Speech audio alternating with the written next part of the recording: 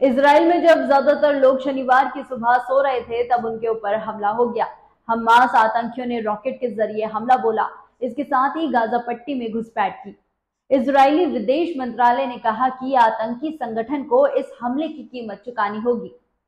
फिलिस्तीनी आतंकियों की ओर से इजराइल पर रॉकेट दागे जाने के बाद इजराइल ने युद्ध की घोषणा कर दी है। सूत्रों के अनुसार शनिवार तड़के फिलिस्तीनी आतंकियों ने इजराइल के क्षेत्रों पर दर्जनों रॉकेट दागे हैं, जिससे एक महिला की मौत भी हो गई है। इस हमले के बाद इजराइल ने युद्ध की घोषणा कर दी है। इजराइल सरकार ने अपने नागरिकों को घर के अंदर रहने की सलाह दी है। रिपोर्ट के मुताबिक गाजा पट्टी की तरफ से इजराइल के कई रिहायशी इलाकों पर रॉकेट दागे गए हैं। इजराइल की सेना ने कहा है कि हवाई हमले को लेकर अलर्ट करने वाले सायरन की आवाज आर्थिक और सांस्कृतिक राजधानी तेल अवीव तक सुनाई दी है।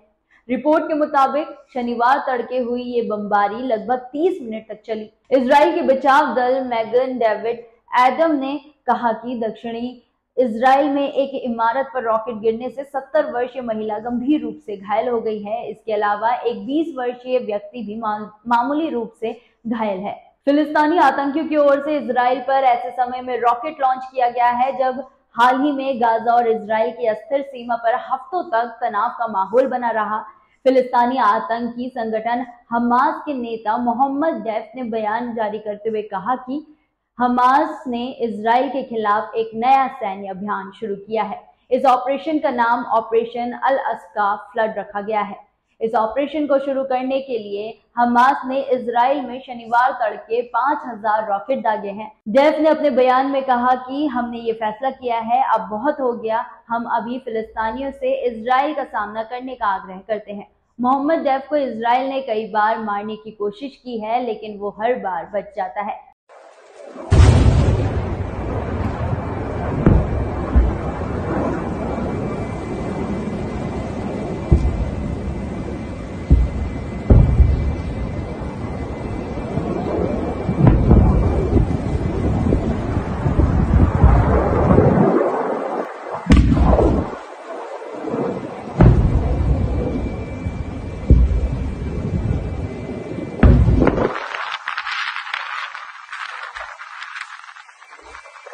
आपको बता दें क्या है गाजा पट्टी का पूरा विवाद।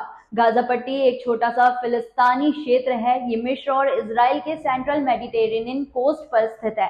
फिलिस्तीन अरबी और बहुसंख्यक मुस्लिम बहुल इलाका है। इस पर हमास द्वारा शासन किया जाता है, जो इजराइल विरोधी आतंकवादी समूह है। वो यूं क्योंकि फिलिस्तीन और कई अन्य मुस्लिम देश इजराइल को यहूदी राज्य के रूप में मानने से इनकार करते हैं।